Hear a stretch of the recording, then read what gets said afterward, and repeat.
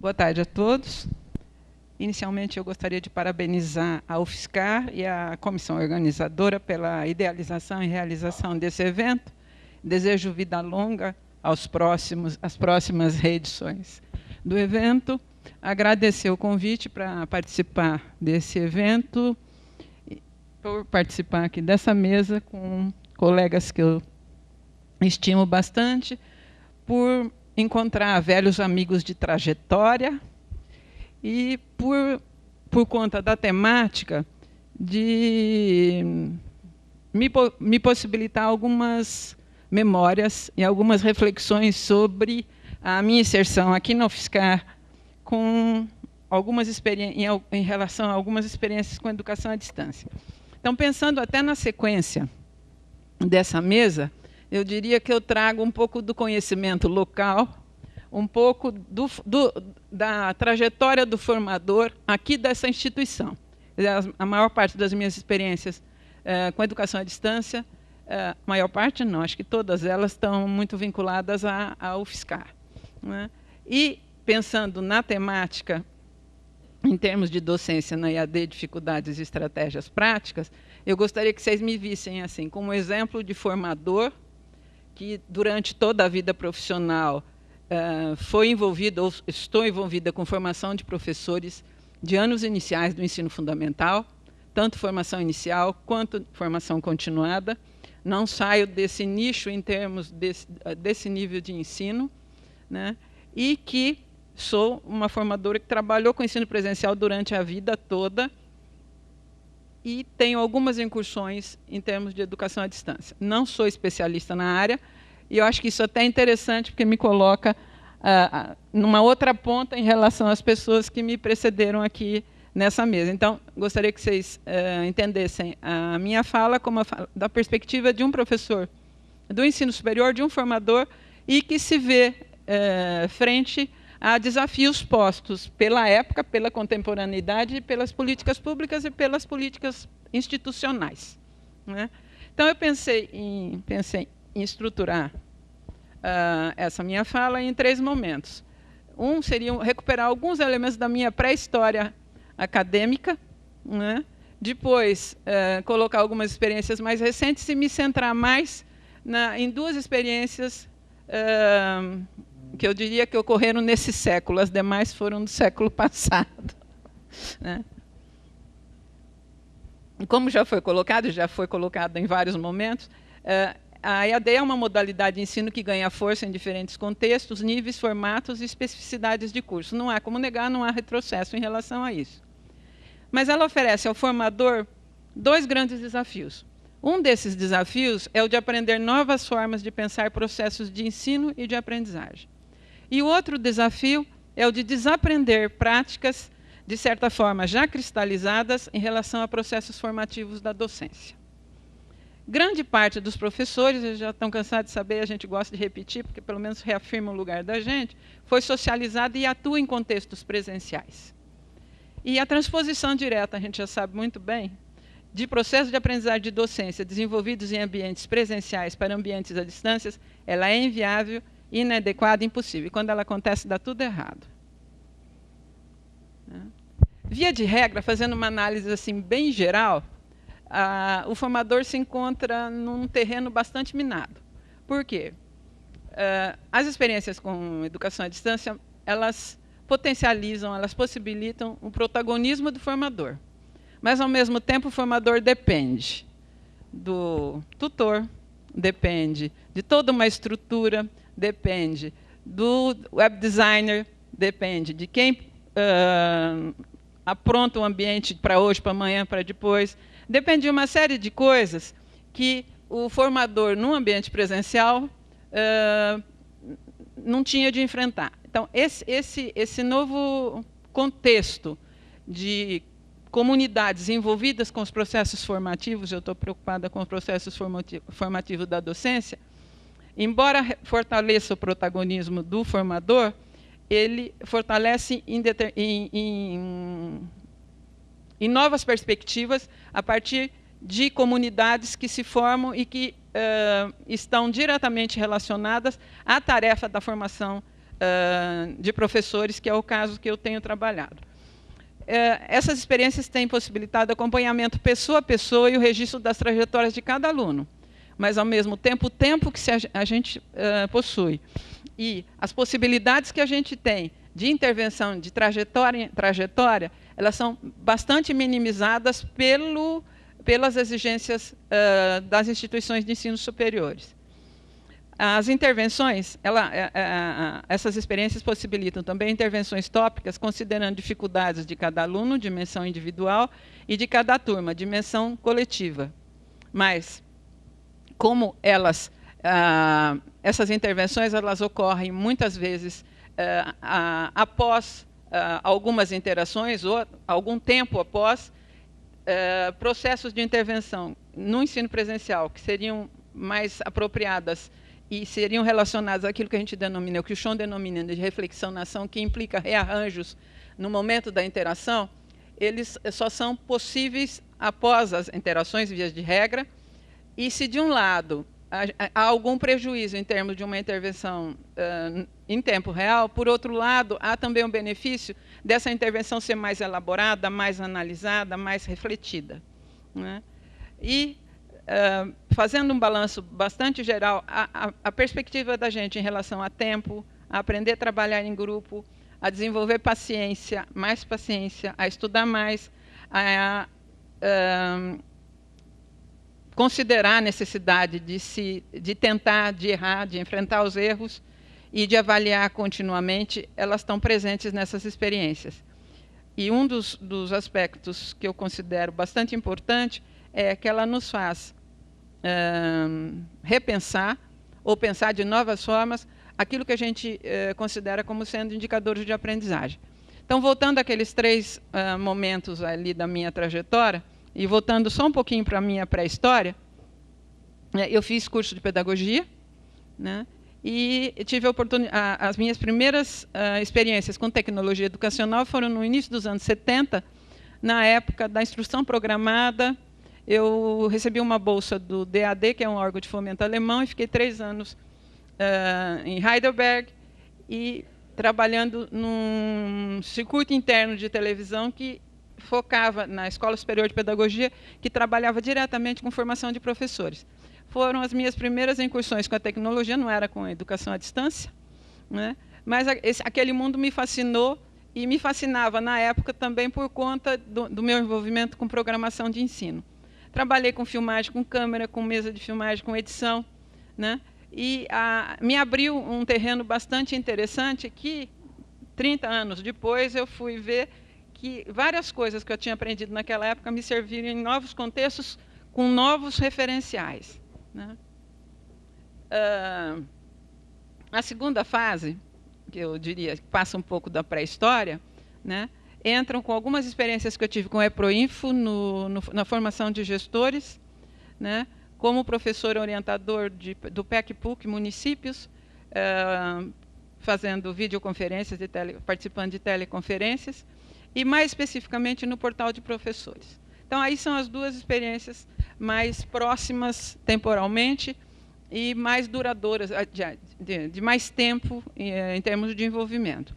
A primeira delas foi, que eu quero focalizar um pouco, em termos até da temática da mesa,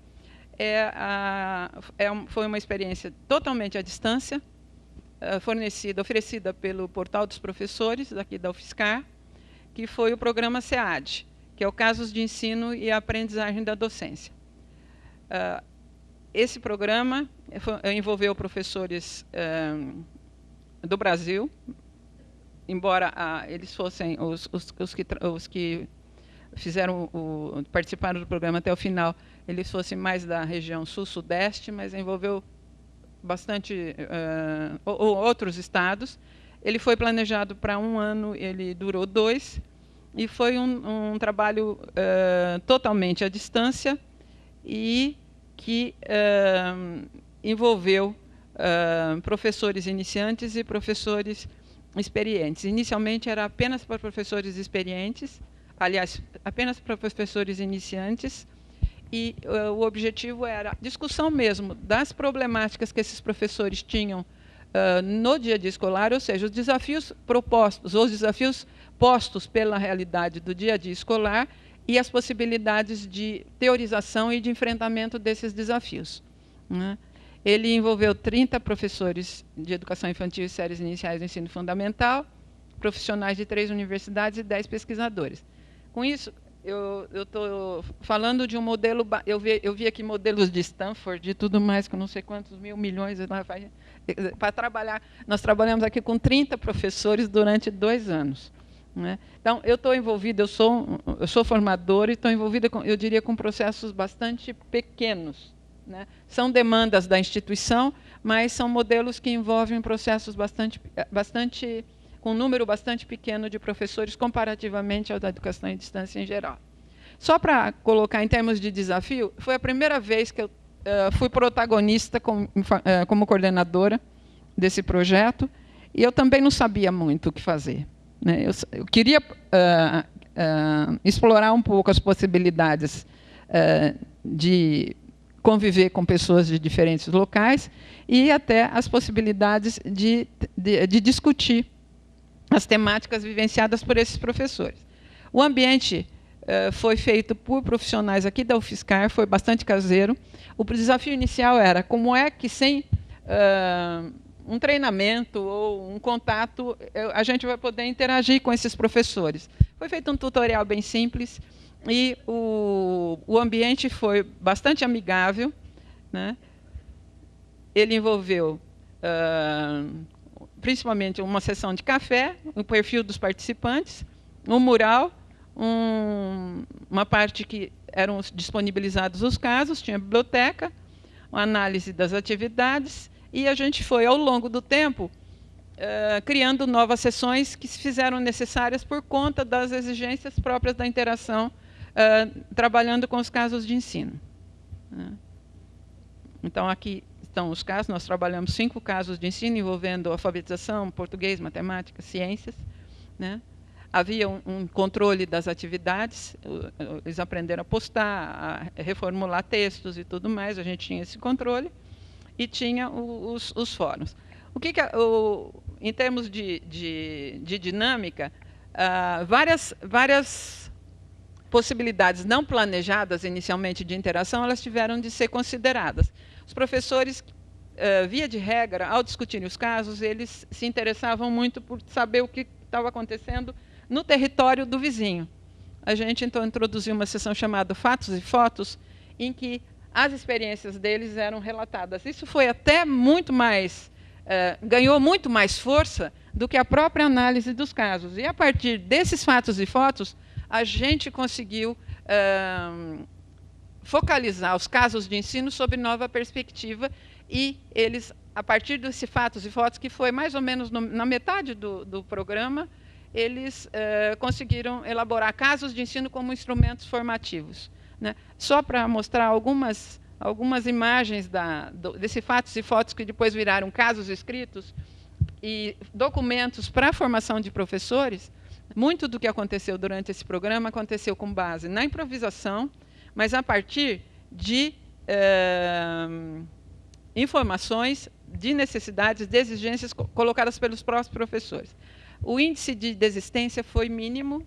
Dos 30, 3 pessoas desistiram por motivos diferentes. Uma porque era da educação especial e não era a temática dos casos, não ia ao encontro do que ela estava pretendendo. Uma foi por motivo de doença e uma foi por motivo de desorganização familiar. Mas foi um trabalho que, previsto para 1 ano, demorou 2, e de vez em quando a gente vê que tem pessoas que ainda entram no ambiente ou mandam um e-mail para a gente solicitando a continuidade. Tudo que foi feito com base em quê? Foi feito com base em várias, eu diria, em várias experiências que a gente teve no presencial, não vou dizer que não, mas que foram totalmente redimensionadas e sugeridas pelos professores a partir do tipo de interação que foi estabelecido nessa experiência, né? Eu diria que foi super interessante. Acho que aprendi um monte e, inclusive, aprendi que eu não dominava uma série tanto de conceitos como de formas de interação ou formas alternativas de como ensinar e de como aprender. Né? Pegando já desde a primeira fala de hoje, que deve ter perpassado aí nas outras apresentações, né? São estilos diferentes, são formas de ver diferentes, são ritmos diferentes.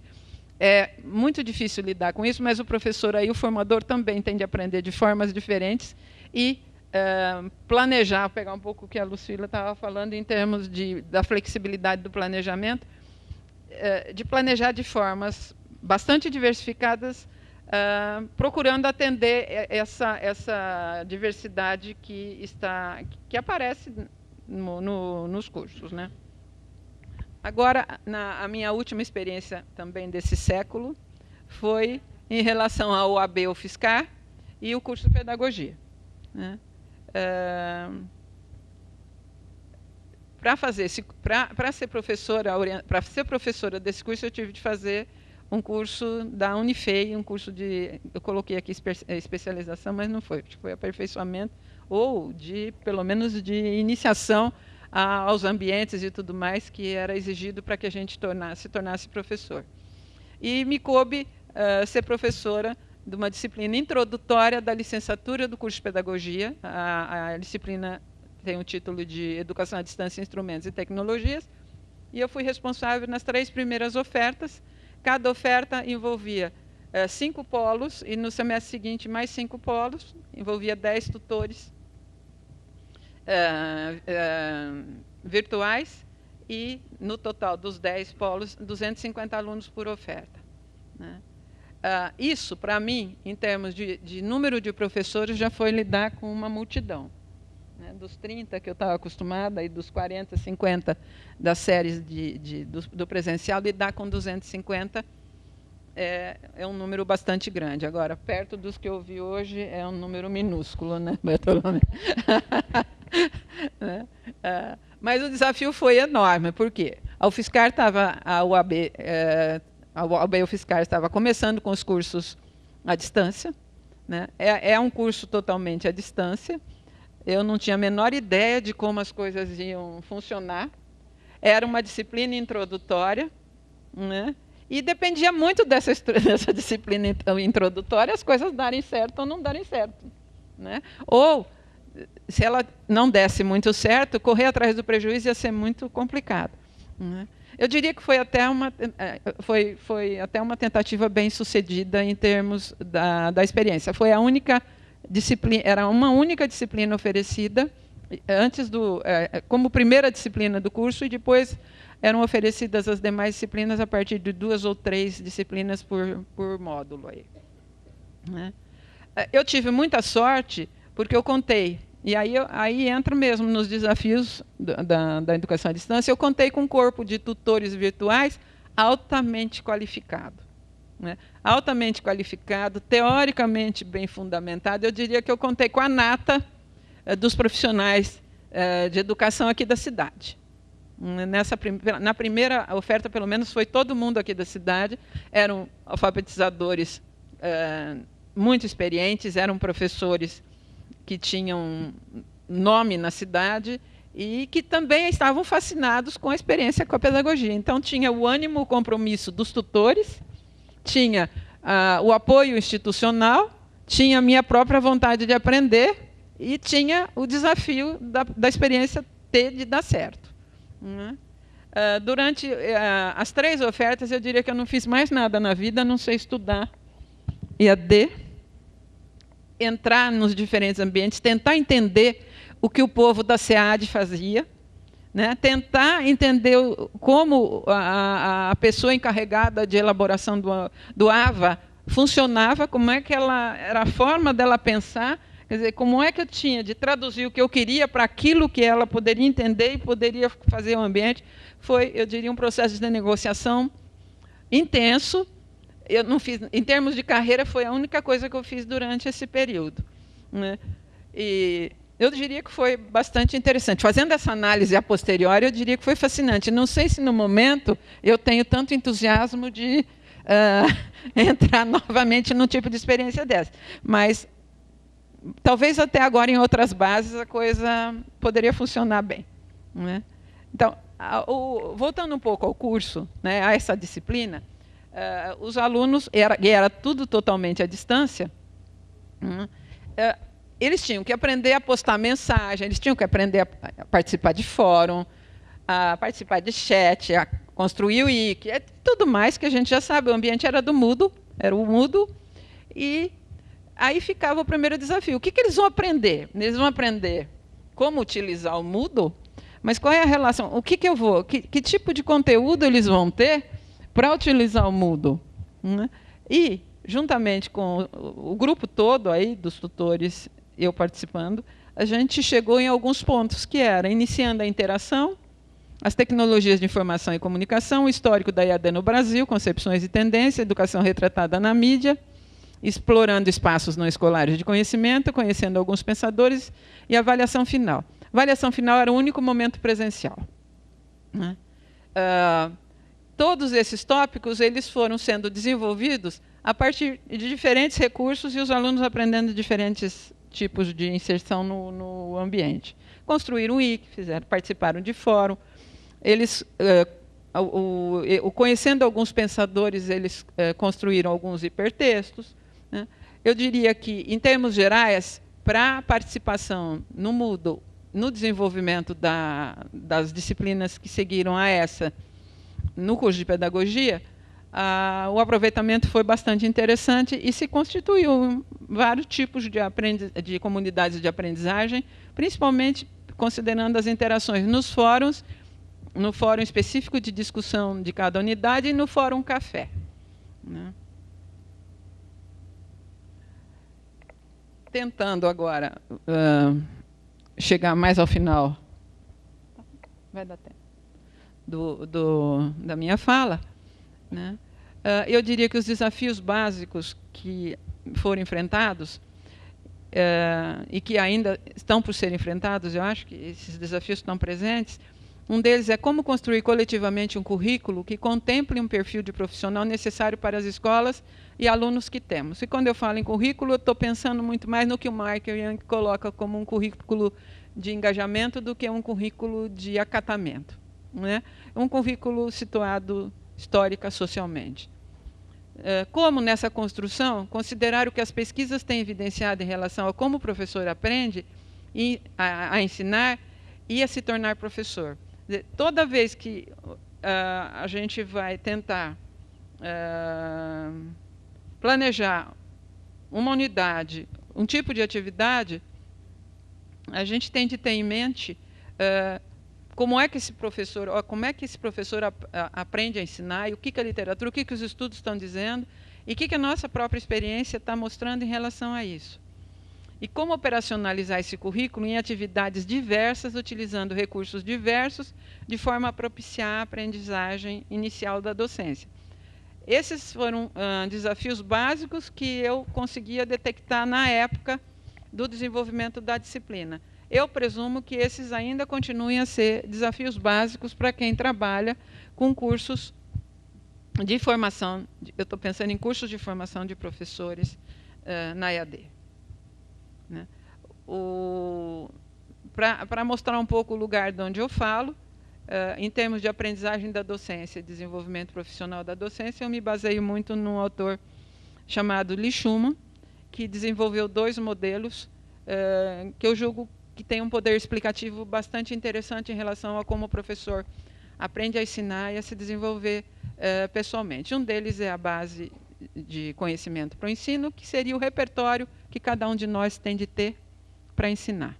Né? Essa base, colocando uma figura bastante simplificada, seria mais ou menos isso. Um repertório de conhecimentos específicos, um repertório de conhecimentos de natureza pedagógica e um repertório de conhecimentos que o professor vai construindo ao longo da sua trajetória, que não é apenas o conhecimento do conteúdo específico, nem apenas o conhecimento pedagógico, mas o protagonismo dele em termos de um conhecimento de ensinar algo. Ou seja, é um conhecimento específico e pedagógico ao mesmo tempo. Pensando nessa zona de intersecção aqui desses 2 domínios, e pensando na minha experiência, eu diria que essa zona de intersecção no início das minhas experiências com a pedagogia, com a EAD, ela era bem restrita. Eu diria que ela era... A zona de intersecção era bem mínima. Ela foi se ampliando ao longo do tempo. Não diria que ela tem essa amplitude aqui, né? Eu diria que ela é um pouco menor, mas ela foi aumentando, né? Então, na realidade, o que a gente se preocupa é como, ao planejar um currículo e ao planejar atividades para que o professor aprenda a ensinar, como ele vai estabelecer essas relações entre conhecimentos vários envolvidos no conhecimento específico e conhecimentos vários envolvidos no conhecimento pedagógico. E esse conhecimento pedagógico do conteúdo não é ensinado em cursos de graduação e nem durante a vida fora, porque ele é construído pelo professor, né? E o outro modelo do Schumann, que está diretamente relacionado a como a gente estrutura essas situações de aprendizagem, é aquilo que ele denomina de modelo de raciocínio pedagógico, que, em termos da EAD, eu diria que o central estaria em como o professor, a partir de conhecimentos que vão ser trabalhados durante uma unidade, ou um tópico, sei lá, eu das quantas, como é que ele vai representar esse conhecimento, que tipos de atividades ele vai propor, que tipo de atividade o ambiente vai permitir com que o aluno se envolva, né? E aí estaria, para mim, a riqueza de todo o processo e o desafio de todo o processo de docência no ensino superior, em termos da formação profissional, no caso nosso, do professor dos anos iniciais do ensino fundamental e da educação infantil, né? Tá bom, já estou no finalzinho. Então, quais são os focos que emergem como importantes para enfrentamento imediato? Primeiro, a necessidade de uma base de conhecimento sólida e flexível, que é imprescindível para que o formador desempenhe suas funções, oportunizando situações, experiências que levem o professor ou futuro professor a aprender a ensinar de diferentes formas para diferentes tipos de clientelas e contextos. Um outro foco seria a importância do domínio do conteúdo, das diferentes áreas do conhecimento e das formas de construção de conhecimentos. No caso específico nosso, é um problema bastante sério, porque nós formamos o professor, o termo eu sei que é antiquado, mas é o professor polivalente, né? Esse professor polivalente, ele precisa dominar os conceitos básicos dos conteúdos curriculares dos anos iniciais do ensino fundamental. Sem isso, ele não vai conseguir ensinar direito. Não basta esse domínio, mas ele é necessário. Ensinar de novas formas, conhecer como se aprende e estruturar situações que contemplem tais... alguma coisa está faltando. A compreensão desse... Pulem essa, por favor. Inúmeras formas de representação do conteúdo, isso só é possível se os profissionais têm uma sólida base de conhecimentos. A necessidade de explicitação de um perfil profissional claro e partilhado. A pertinência e a necessidade de se construir estratégias de desenvolvimento profissional que não sejam invasivas e que permitam a objetivação de crenças, valores, teorias pessoais. Trabalho coletivo, construção de comunidades de aprendizagem. No desenvolvimento das comunidades de aprendizagem é importante considerar dois tipos de distribuição de conhecimento. Um deles, um tipo de distribuição que se refere ao fato de algumas pessoas saberem de algumas coisas e outras não, né? E o outro, que se refere a diferentes maneiras de se conhecer. Aqui o que se distribui entre os participantes são as formas de ler, de colocar questões, de realizar julgamentos, de argumentar, de estabelecer relações, de exemplificar, de representar o conhecimento. Um outro foco seria a pertinência e a necessidade de se construir estratégias de desenvolvimento profissional que não sejam invasivas e que permitam... Gente, já repetindo está demais, né? Espera-se que o formador, então, crie situações formativas que possibilitem, ao longo do processo, a construção daquilo que a Marilyn Cochrane Smith denomina de atitude ou de postura investigativa, em termos de explicitação e tentativa de superação de aspectos de processos educacionais gerais e específicos. E eu termino com a conceituação de postura investigativa da Cochrane Smith, que, para mim, seria o eixo condutor da formação do formador e o eixo condutor da formação do professor. Que essa postura investigativa é uma perspectiva intelectual, uma forma de questionar, de dar sentido, relacionar ao trabalho diário, ao trabalho de outros e a contextos sociais, históricos, culturais e políticos mais amplos. E é É nesse contexto que eu entendo o currículo por engajamento e não por acatamento. É só isso. Muito obrigada.